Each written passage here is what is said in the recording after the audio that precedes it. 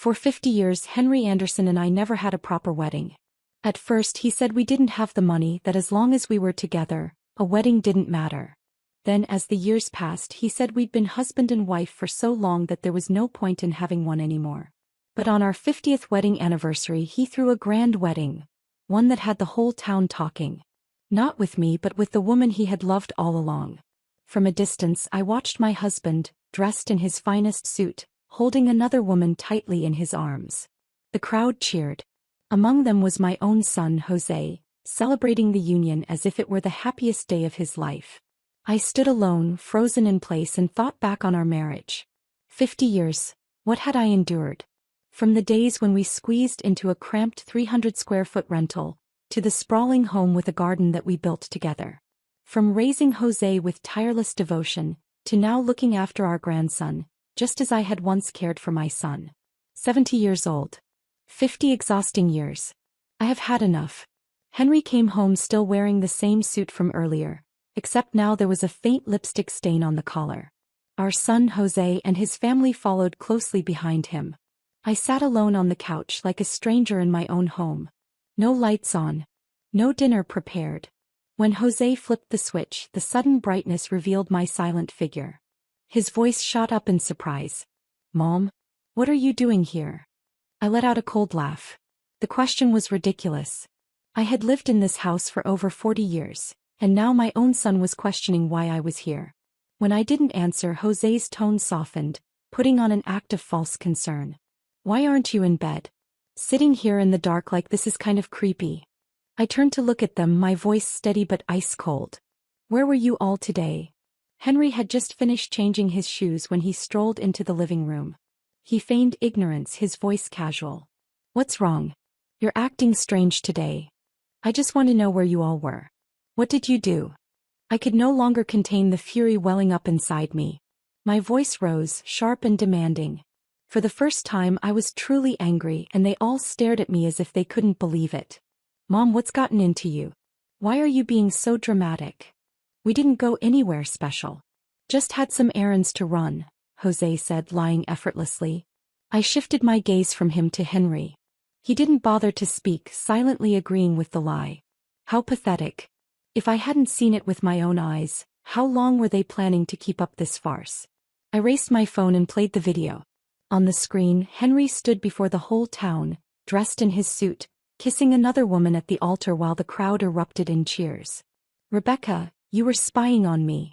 That was his first reaction. Not guilt. Not regret. Just anger at being caught. His face twisted in fury as he lunged forward, snatching my phone out of my hands and deleting the video. "I can't believe you followed me. Rebecca, I never thought you were this kind of person. We're old now. Why are you acting so childish, sneaking around and making baseless accusations? Paula has breast cancer. She doesn't have much time left. Her last wish was to have a wedding with me. How could I deny a dying friend such a simple request? We didn't tell you because we didn't want you to overthink it. We didn't want you to get upset over something so insignificant. But here you are making a scene." I stared at him, finding it all utterly laughable.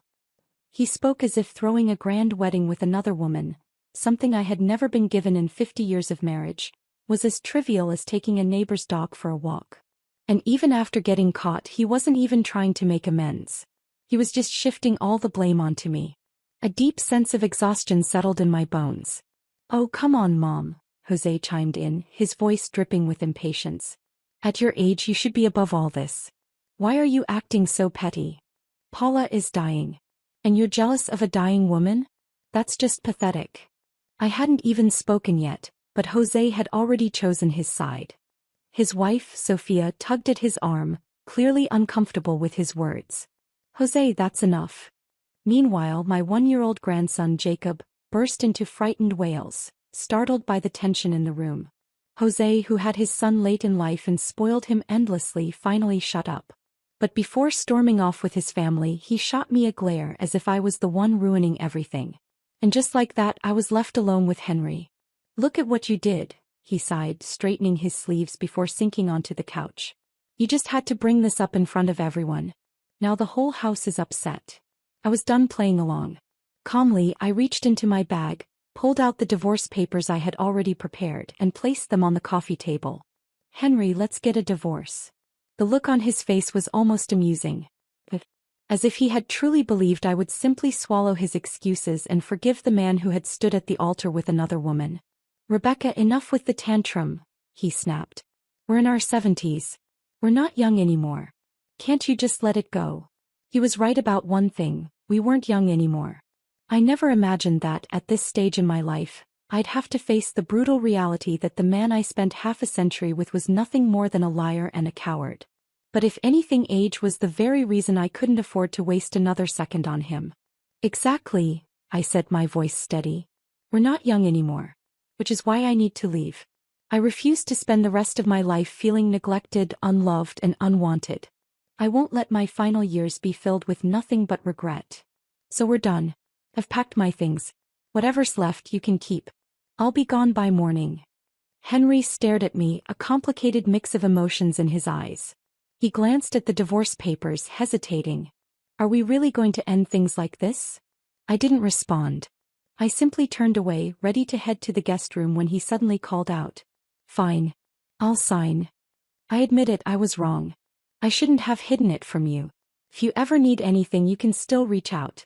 Let's part on good terms. We're still friends." I just shook my head without looking back. There was nothing left to say. The next morning I wheeled my suitcase to the door. Jose was already up. He saw me. He saw the suitcase. And yet, instead of offering to help his 70-year-old mother carry her things, his only concern was, "Mom, you're being ridiculous. You and Dad have been together forever. How can you just divorce him like that? Who's going to cook? Who's going to clean? Who's going to take care of Jacob? You're making a big deal out of nothing. Dad was just doing something nice for Paula. They didn't do anything else. Why are you being so unreasonable?" As Jose continued his relentless accusations, I finally saw him for what he truly was: a thankless, selfish man. A son I had raised for over 30 years, only to realize now that I had spent my life nurturing nothing but an ingrate. I nearly lost my life giving birth to him. Amniotic fluid embolism. It was a miracle both Jose and I survived that day. I nearly died on the hospital bed just to bring him into this world. And when he was little, he was everything a mother could hope for: obedient, kind, loving. He was this same little boy who once swore to protect me when he grew up. Yet now that same child was the one who dismissed me, who hurt me the most. I couldn't bear to look at him any longer. Every second in his presence, every word he uttered only deepened my disappointment. Without sparing him another glance, I struggled to push my suitcase toward the door, quickly changing my shoes before stepping outside. 70 years of life and I had finally learned how fleeting everything was. I left that house with only one suitcase. The rest? None of it mattered. Jose, frustrated that I wasn't responding, grabbed an empty glass from the counter and hurled it into the trash can. The sharp shatter of glass echoed through the room, its sound piercing and final. Just like that, our bond as mother and son fractured beyond repair. I turned to look at him one last time from the doorway. But as I did, whatever lingering affection I had for him dissolved completely. "Jose Torres, I am not your maid. I am your mother. What makes you think it's my duty to cook, clean, and serve you? Maybe I spoiled you too much all these years. That's why you've turned into this. You have let me down, Jose. I hope that after I leave, you'll take a moment to reflect on everything I've done for this family." And with that I was done. I didn't care if he had more to say. I didn't care if he wanted to argue. I turned and walked away. Even after stepping outside, I could still hear things being slammed around inside. But that wasn't my concern anymore. The moment I walked out that door, I stopped living for them. I left Henry Torres' house and returned to an apartment that was still in my name. Sitting alone in that quiet space, I looked back on the past few decades and realized none of it had ever really belonged to me. I met Henry through a mutual friend. He was a year older than me. At the time, he was a fresh college graduate while I was just a girl who had started working right after high school, struggling to survive on my own for nearly 5 years. Henry was young, handsome, and considerate back then. He worried that we wouldn't have much in common due to our different educational backgrounds, so I stayed up night after night studying topics that interested him, just so he wouldn't find me lacking. I knew he had once been in a long-term relationship. 3 years, a love he never got a chance to hold on for his life. She broke up with him because the long-distance relationship became too much. I didn't hold it against him. It's that I pitied him. I pitied the effort he had poured into that relationship only to be left behind. So I made a vow to myself. I would make up for what he lost. I would take care of him in ways his ex never did. When he was buried in his thesis, I stayed up with him in the library helping him gather research. When he struggled to find a job after graduation, I ironed his shirts, polished his shoes, and accompanied him to every interview. When work got tough and he came home drunk from company dinners, I wiped him down, changed his clothes, and stayed by his side through the night. I thought he had married me because my devotion, my love, had finally reached him. We spent 50 years together. Not a passionate romance, but a steady companionship. We never fought much, but we also never had a love story worth remembering. Looking back, I was never his choice. I was just the woman he settled for after losing the one he really wanted. And the moment she reappeared, he left, without hesitation, without a second thought. But none of that mattered anymore. Because I still had time. And for the rest of my years, I would no longer waste a single moment on him. When news of my divorce spread, my friends were stunned. But they didn't judge me. They didn't question my decision or try to talk me out of it. Instead, they simply stayed by my side just as they always had. Jose, on the other hand, wouldn't stop pestering me. He sent message after message, always repeating the same nonsense, telling me I was too old to think clearly, that I was embarrassing the family by insisting on this divorce, that I would regret it one day. But his words no longer had any effect on me. A few days later, I blocked his number completely. Without Henry and Jose in my life, my days became blissfully simple. For the first time in decades, I only had to think about myself, what I wanted to eat, what I wanted to do. I didn't have to cater to anyone else's preferences or put someone else's needs before my own. After a month of peaceful solitude, I made a decision. I was going to travel. That thought struck me unexpectedly one afternoon as I sat in my apartment, watching a travel agency ad on TV. And suddenly, I remembered who I used to be. Before Henry, before marriage, before motherhood, I had dreams. I worked hard not just to survive, but because I wanted to see the world. I wanted to travel, to go anywhere and everywhere my heart desired. But then life happened. I put Henry first. I put my family first. And my dream of traveling got buried, forgotten, left to collect dust in some dark corner of my mind. Even the trips I did take over the years were never truly mine. I went where Henry wanted to go, where Jose wanted to go. And even then, I was never free to simply enjoy myself. I was always the one taking care of them, making sure they were happy, ensuring everything went smoothly. Not this time. This time I was going for me. Before I could overthink it, I picked up my phone and booked myself on a group tour. And it turned out to be the best decision I had ever made. For the first time in my life, I traveled for myself. I tasted food I had never tried before.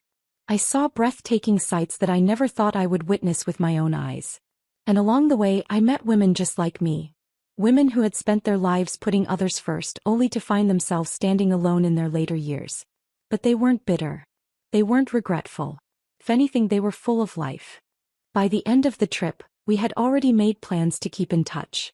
Some of them even talked about moving into the same retirement community so we could spend our golden years together. Every day of the trip, I took photos of the places I visited, the moments I wanted to remember. And I shared them on Instagram, letting my friends see what I was up to. Their comments poured in, full of excitement and relief. They had been worried about me, afraid I wouldn't be able to move on from the divorce.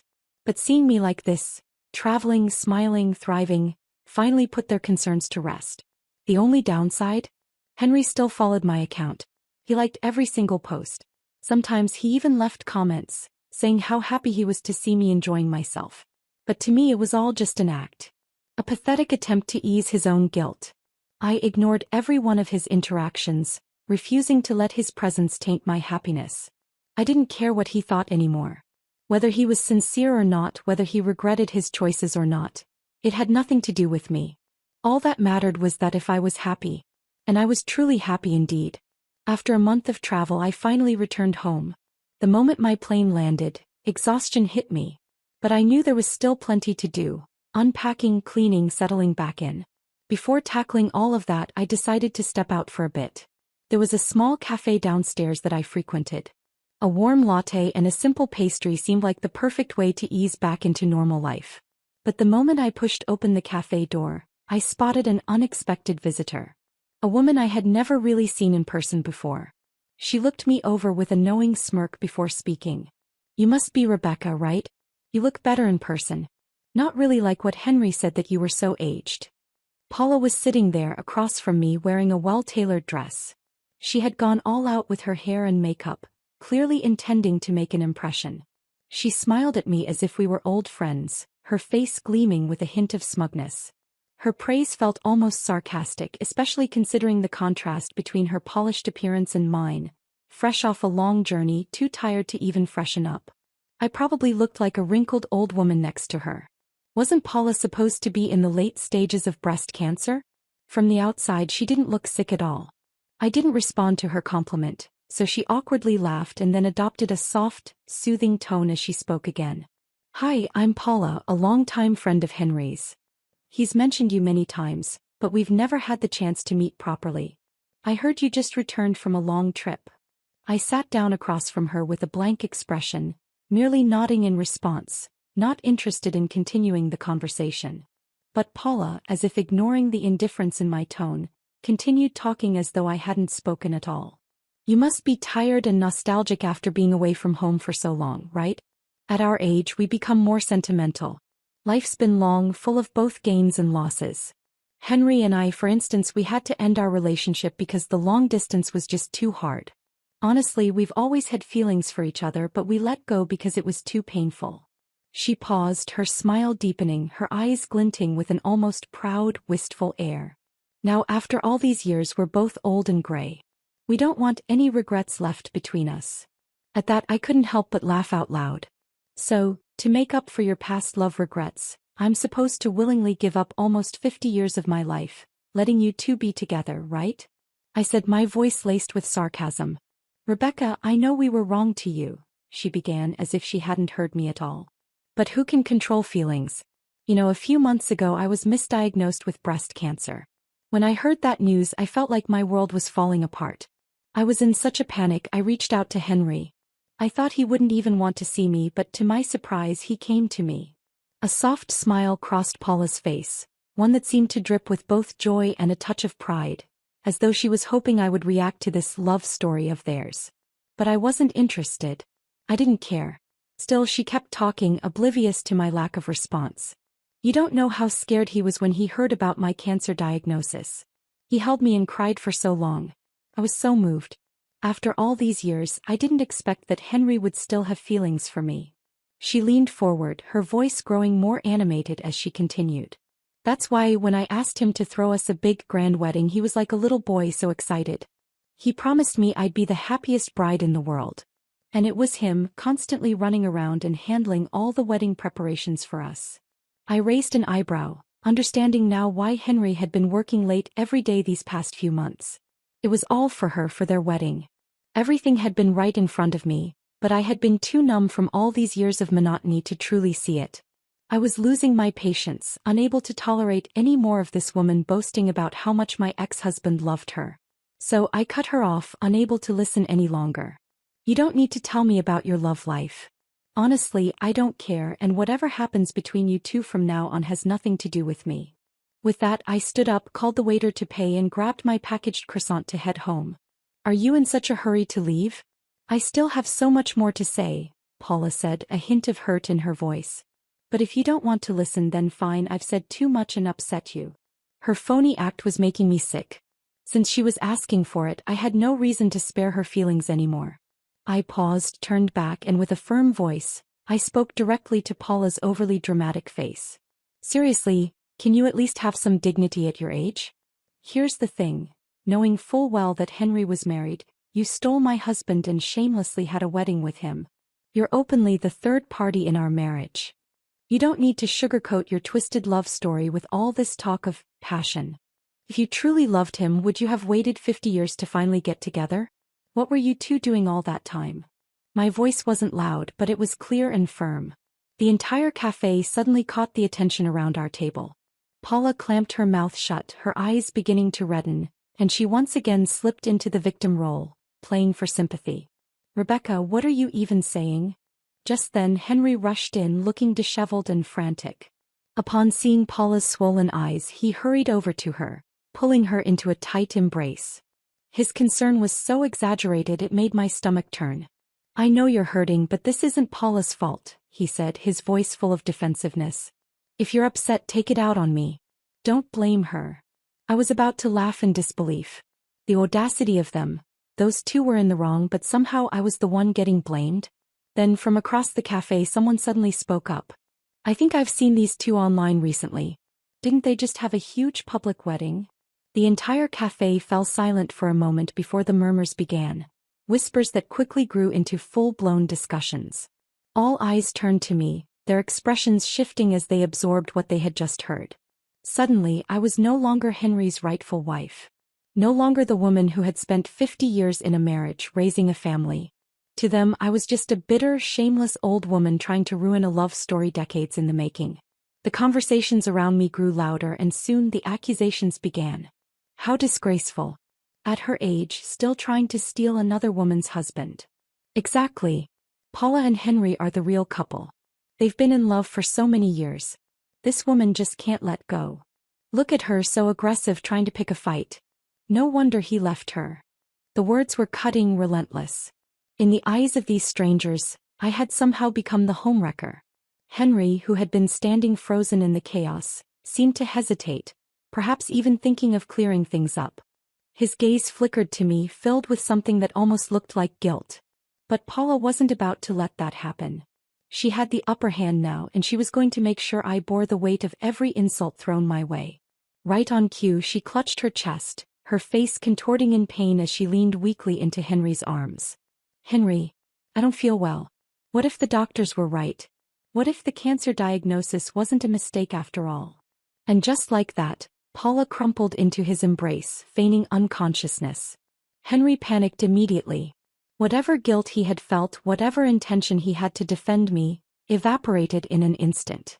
Paula, stay with me." He didn't even look back at me. Didn't care that moments ago I had been the one being humiliated. Didn't care that I was being falsely accused in front of an entire cafe. No, his only concern was Paula. Scooping her up in his arms, he rushed toward the exit, barking for someone to call an ambulance. The bystanders who had been gossiping about me just moments ago were now hurrying to help him, pulling out their phones, offering to call for assistance. Me. I was nothing. No one cared about my side of the story. No one wanted to hear the truth. I stood there for a moment watching the scene unfold, then turned and walked away. There was no point in staying in that wretched place a second longer. By the time I made it back to my empty apartment, I barely had the strength to take off my coat before collapsing onto the couch. And for the first time in a long, long time, I let myself cry. I cried until my chest ached. I cried for all the years I had wasted. For the humiliation I had suffered. For the sheer, infuriating injustice of it all. Henry was a selfish, heartless bastard. He had thrown me aside, trampled on our decades of marriage, and now he didn't even have the decency to acknowledge what I had endured. He didn't care that I was being ridiculed, that strangers were tearing me apart with their words. Why did he get to act like he was the victim? Why did I, his wife of 50 years, have to endure the humiliation of being called a homewrecker? And worst of all, why did I have nothing to prove that I was ever part of his life at all? The realization hit me like a punch to the gut. In 50 years of marriage, Henry and I had never had a wedding. In our early years, when money was tight, we hardly ever took photos together. Later, when we moved houses, I had left behind whatever few pictures we did have. At this point, the only undeniable proof of our relationship was the son we shared. Jose Torres.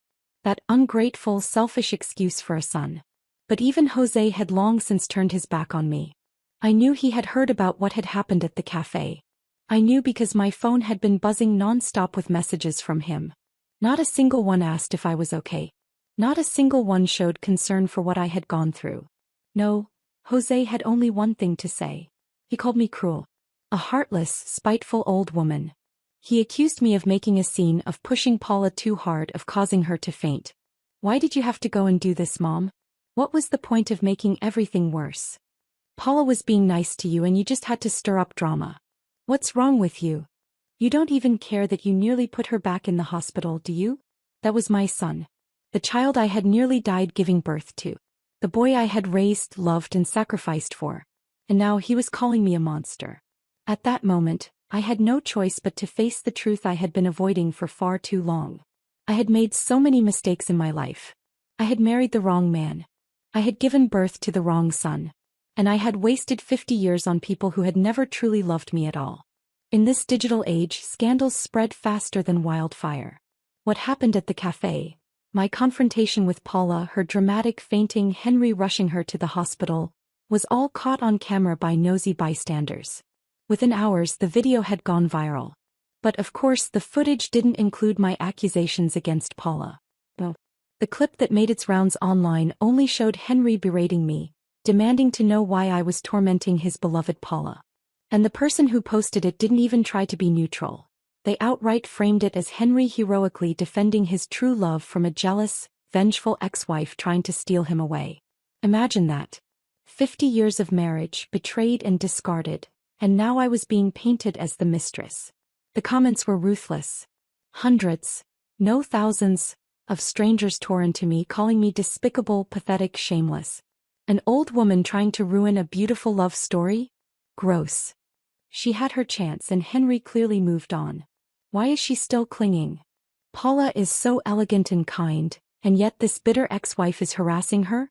What a disgrace. I tried once, just once, to post a statement, to say my piece, to tell the truth. But my words were immediately drowned out by waves of new comments, fresh insults burying my voice before it could even be heard. And perhaps if things had just continued this way, the internet would have moved on in a few days. People would have forgotten me, found a new scandal to obsess over. But then Jose, the son I had given my life to raising, drove the final nail into the coffin. At the height of the controversy, when my name was still trending in the worst way possible, he posted a photo online. Not a photo of me. Not even an old family picture with Henry. No. It was a picture of Paula and Henry, hand in hand, gazing at each other with deep affection. Behind them, Jose and his wife stood smiling, a picture-perfect happy family. And beneath it, the caption read, "As long as my family is together, that's all that matters." My own son. Publicly choosing her over me. To the internet, that was all the proof they needed. If my own child was supporting Paula, then clearly I was the problem. I watched helplessly as the hatred against me intensified. Even her son doesn't want her around. That says it all. She must have been a nightmare as a wife and mother if her family abandoned her like this. This is embarrassing. Imagine being so bitter your own kid turns against you. I didn't know how to fight back.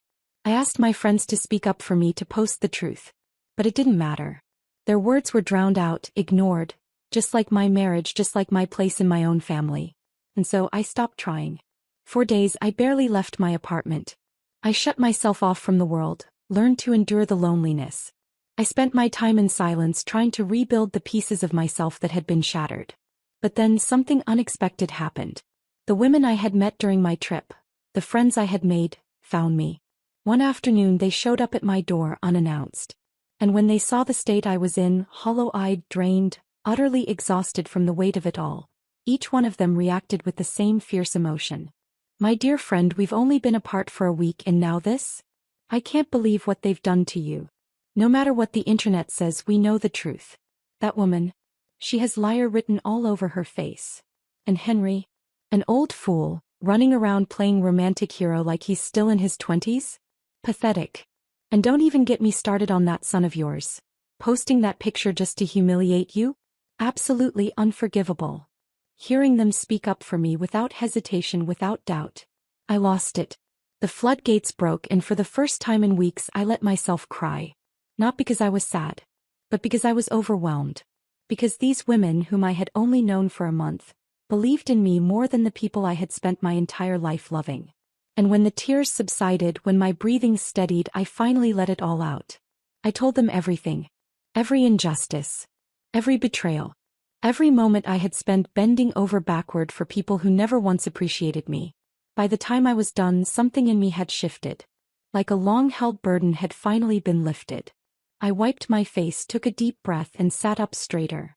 "Screw Henry," I declared, a newfound lightness in my voice. "Who cares? Let him have Paula. I wouldn't take him back if he begged. And Jose, that ungrateful bastard, he wants Paula as his mother? Fine, he can have her. I'm done with him too. My friends exchanged relieved glances. We were worried you wouldn't be able to let go, one of them admitted. But seeing you like this, we should have known better. Enough about those losers, another chimed in. Let's talk about us. Are we still looking at that retirement home together? Outside, the gray clouds that had lingered for days had finally begun to part. Sunlight streamed through my apartment window, warm and golden. And inside, for the first time in a long time, I wasn't alone. We sat together, laughing, talking, making plans for the future. Not just about the retirement home, but about our next trip. Because there was still so much of the world left to see. And this time I was going to live for myself. Day by day, my life gradually returned to peace, while Henry's world, on the other hand, descended into chaos. The moment our divorce was finalized, Paula wasted no time moving into Henry Torres' house. At first, everything seemed picture perfect. Jose, blinded by his infatuation with Paula's polished demeanor, treated her as a second mother, convinced she was more graceful, more elegant, and more worthy than me. And Henry, still lost in the fantasy of their rekindled romance, doted on her endlessly. But illusions never last long. And soon reality came crashing down. Without me in the house, no one was there to cook, clean, or keep things running smoothly. Jose, unwilling to spend money on a housekeeper or trust an outsider in their home, subtly hinted that Paula should take over. After all, wasn't it only natural for the lady of the house to handle domestic responsibilities? Wanting to earn their approval, Paula made an effort, briefly. She attempted to cook, clean, and even look after Jose's child. But Paula was no housewife. She had spent her life being taken care of, not taking care of others. She had no interest in learning, no patience for domestic chores. The results were disastrous. Her cooking was either bland, burnt, or dangerously undercooked. Within a week, Henry and Jose lost several pounds, and one near case of food poisoning nearly sent them to the hospital. Laundry. She left clothes sitting damp in the washing machine for hours, sometimes days, until they reeked and had to be washed all over again. Babysitting. She was more interested in watching TV than paying attention to little Jacob. He fell, bumped his head, even cried himself hoarse multiple times while she sat oblivious on the couch. The final straw? One night she prepared Jacob's formula with boiling water, without cooling it down. The baby screamed in agony, and the entire family spent the night at the emergency room. That was the moment Jose snapped. You don't work, you don't contribute financially, and yet you can't even take care of a child? What good are you? He yelled at her, fury blazing in his eyes. Paula, already fed up with the endless chores and complaints, exploded right back. Oh, so now it's my fault? Maybe you should think about your failures instead, like how you're a grown man too cheap to hire a damn housekeeper. And let me remind you, I'm your father's wife, not some maid for the Torres family. I don't owe you a damn thing. Jose, now completely enraged, pointed a trembling finger at her. Wife? What wife? You're nothing but a washed-up mistress who weaseled her way into this house. And let's not forget, you and my dad aren't even legally married. So as far as I'm concerned, you're not family. Paula's face twisted with fury. Oh, now you care about family? Where was this energy when you and your father forced Rebecca out? What's the matter? Regretting it now? Thinking of begging her to come back? She grabbed Henry's arm, desperate for backup. But Henry, tired and defeated, remained silent. He simply stood there, his face dark with exhaustion, unwilling to take sides. For the first time, it seemed even he had grown weary of the endless fights. The shouting match continued in the ear, growing so loud that a doctor had to step in to tell them to be quiet. They didn't listen. It wasn't until hospital security was called that they were finally forced to leave. Unfortunately for them, a bystander had recorded everything. Within hours, the video was uploaded online where it exploded. And this time the internet saw the truth. People connected the dots. This was the same Paula from the previous viral scandal. The poor, innocent woman Henry had protected from his evil ex-wife. Turned out to be nothing more than a manipulative homewrecker. The outrage was immediate. People dug up my old statement, the one everyone ignored. Now my story finally had an audience. So let me get this straight. This woman broke up a 50-year marriage, then played the victim? Henry and his son threw away a real wife and mother for this? Jose Torres is the worst. He publicly humiliated his own mother just to praise a mistress? Absolutely disgusting. Rebecca, if you ever see this, we believe you. You deserved better than these horrible people. The backlash was swift and brutal. Henry, Jose, and Paula became public enemies overnight.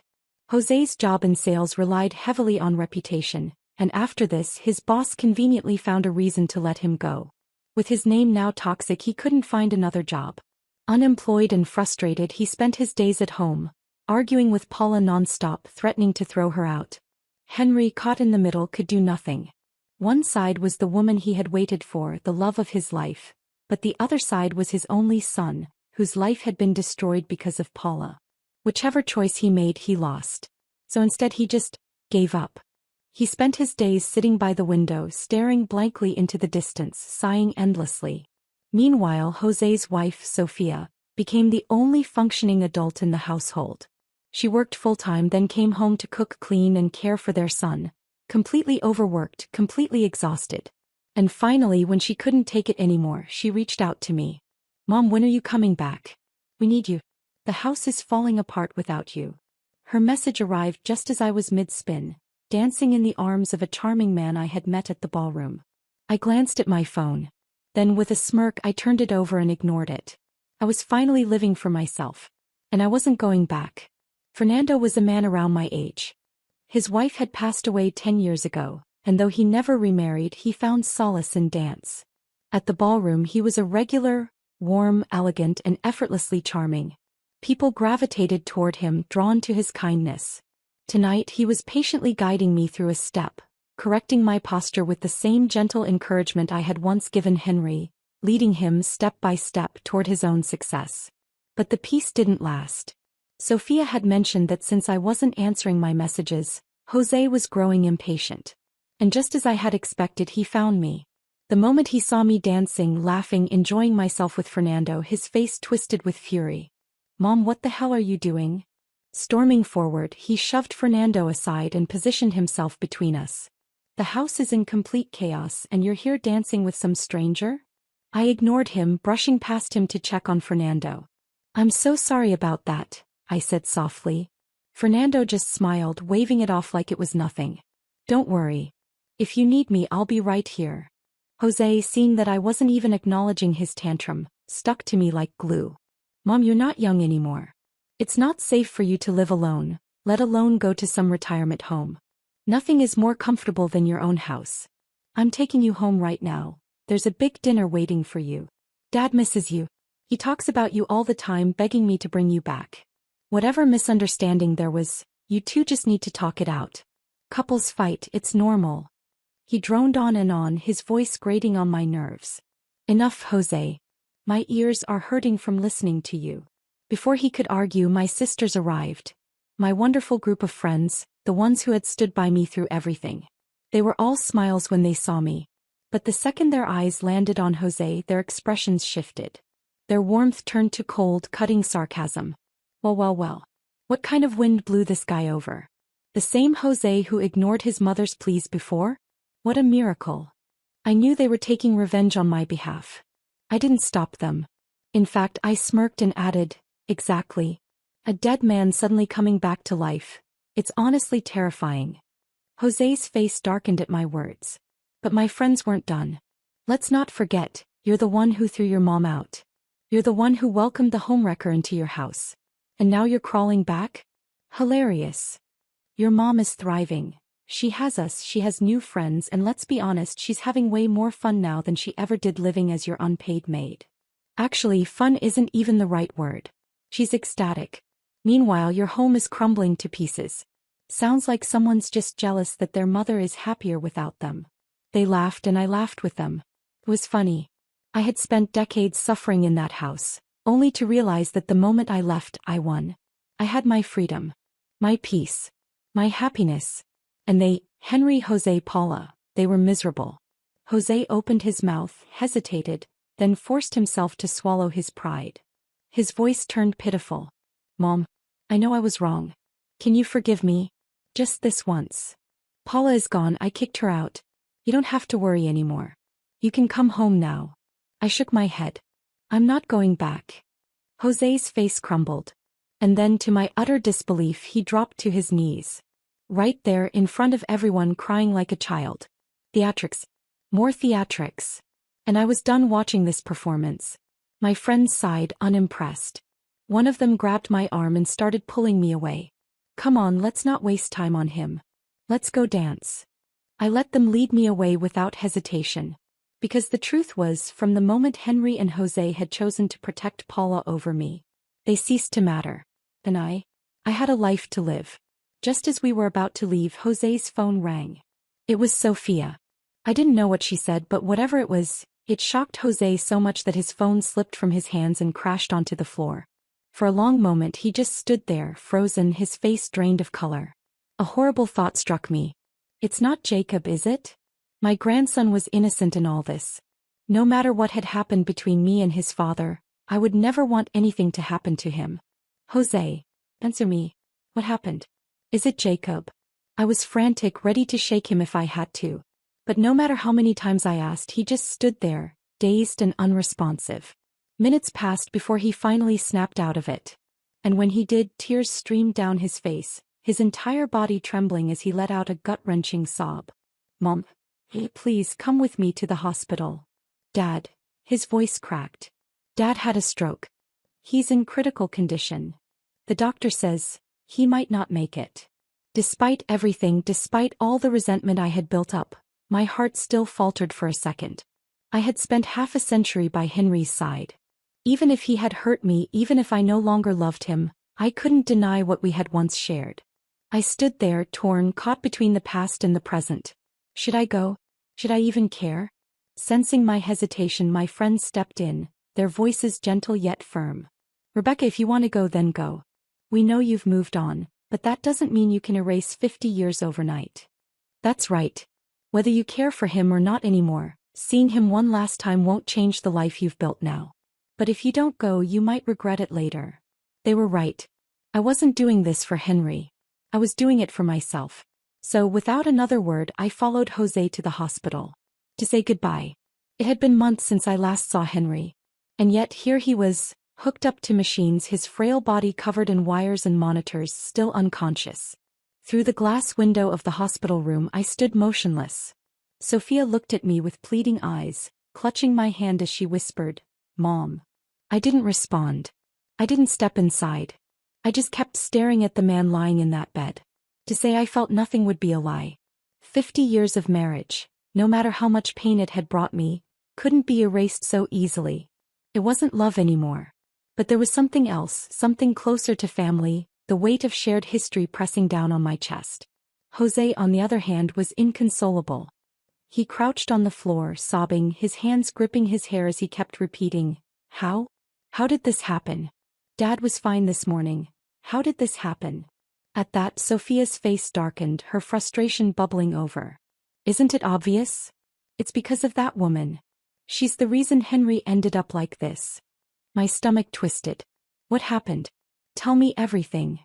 Sophia scoffed, her voice laced with disdain. "You have no idea how awful that woman really is." She exhaled sharply, then began explaining. "After we threw her out, she disappeared for a few days. We thought she was gone for good, but no. She suddenly came back with some old man we'd never seen before and paraded him in front of Henry. Henry was furious. He told her to get out and never come back. But today she returned again, hair a mess, looking completely unhinged. I was home at the time, but I figured it was their business, so I stayed upstairs and didn't interfere." Sophia swallowed hard, her voice breaking. "I overheard everything. She wanted to reconcile, to come back. Henry refused. So she threatened him.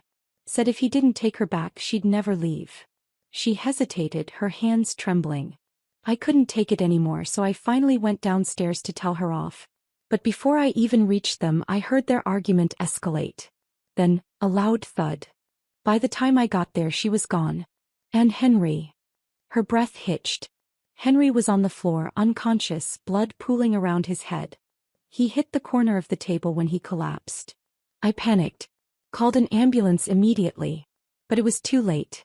The doctor said it was a stroke. Jose, shaking with rage, shot to his feet and stormed toward the exit. "I'll find that bitch myself. I'll make her pay." Sophia blocked him. "I already called the police." You need to stay here and wait for your father to wake up. My gaze drifted back to Henry's lifeless form, still unmoving in his hospital bed. I sighed. A long tired sigh. I wasn't sure what I was feeling. Pity? Resentment? Closure? Then suddenly, who here is Rebecca? The patient keeps calling for her. A doctor rushed out, scanning the room. I lifted my hand slightly. That's me. Come quickly, he urged. He just regained consciousness, but his condition is critical. He won't stop asking for you. One last time, I thought. One last meeting and then we would be done forever. When I stepped inside, Henry struggled to lift his hand as if reaching for me. But his body was too weak and he could only stare. Rebecca, you came. His voice was barely a whisper. I thought, you wouldn't want to see me again. I didn't answer. I simply walked to the side table, intending to pour him a glass of warm water. No, don't. He shook his head weakly. You don't have to do anything for me anymore. It's me. I was the one who failed you. His voice cracked as tears slid down his wrinkled cheeks. Rebecca, all these days I've finally realized just how good you were to me. I was blind, selfish. I never appreciated you until it was too late. He wept. I set the cup down. There was no need for me to serve him anymore. Henry, I said, my voice steady, I know you want my forgiveness. But I'm not going to give it to you. His lips trembled, his eyes filled with regret. You wasted 50 years of my life. How could I possibly forgive that? He fell silent. Slowly, his expression crumbled under the weight of his own guilt. But, I continued, I don't hate you either. I just want us to live separately without interfering in each other's lives ever again. Paula destroyed you and you should focus on recovering and staying away from her. As for me, I'm doing just fine. I live for myself now. I eat what I want, go where I want, surround myself with people who truly care about me. I don't have to walk on eggshells anymore, and for the first time in my life I'm happy. I wasn't lying. The smile on my face wasn't forced. This was the happiest I had ever been. Henry noticed it too. His fingers twitched, but he said nothing. I turned to leave. Rebecca. I stopped, not looking back. Rebecca, if there's a next life, would you marry me again? I barely hesitated before answering. No. In my next life I will marry someone who loves me, not someone whose heart belongs to another. Henry let out a broken cough. But he didn't argue. As we both knew, I had already moved on. Leaving the hospital, I felt lighter than I had in years. For so long, I had been bound by the weight of my past, by a marriage that had taken more from me than it had ever given, by a son who had chosen convenience over love, by a life that had never truly felt like my own. But now I was free. And for the first time I embraced that freedom wholeheartedly. The very next day I packed my bags. My friends and I had been talking for weeks about taking another trip together, and after everything I knew there was no better time than now. We booked a month-long cruise through Europe, Italy, Greece, Spain, and France. Just the thought of it made me giddy, like a girl setting out on her first grand adventure. We boarded the ship in Barcelona, the salty ocean breeze brushing against our skin as we stood on deck, watching the coastline disappear. To new beginnings, one of my friends toasted that evening at dinner, raising her glass of wine. To freedom, another chimed in. And to never letting a man waste another second of our lives, I added with a laugh. We spent our days basking in the beauty of new places. In Rome, we wandered through the ancient ruins of the Colosseum, the weight of history surrounding us as we traced the steps of civilizations long gone. In Santorini, we watched the sun melt into the Aegean Sea, painting the sky in hues of gold and crimson as we sipped on crisp white wine from a small family-run vineyard. In Paris, we indulged in the most decadent pastries at a little café tucked away from the bustling tourist crowds, laughing over stories of our youth, of old loves and lost dreams, and of the incredible lives we were still building for ourselves. And all the while I documented every moment. I filled my phone with pictures, not for anyone else, not for validation, but for me, as this was my life now. A life where I woke up each morning with excitement instead of dread. A life where I no longer had to ask for permission to be happy. And in the quiet moments when I sat by the water's edge or stood beneath the glow of the Eiffel Tower, I realized something. I wasn't just happy. I was at peace. Months passed and my friendships deepened. We weren't just travel companions anymore. We were family. And as for love? Well, it found me when I least expected it. Fernando and I kept in touch after that night at the dance hall.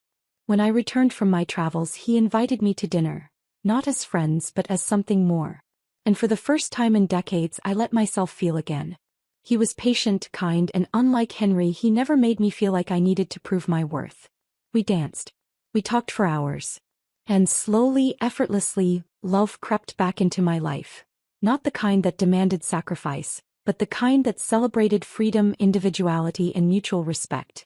One evening, as we stood on the balcony of my apartment, watching the city lights flicker in the distance, he turned to me and asked, "Are you happy?" I didn't hesitate. More than I ever thought possible. And that was the truth. I had lost so much. But in the end, I had gained something far greater. Myself.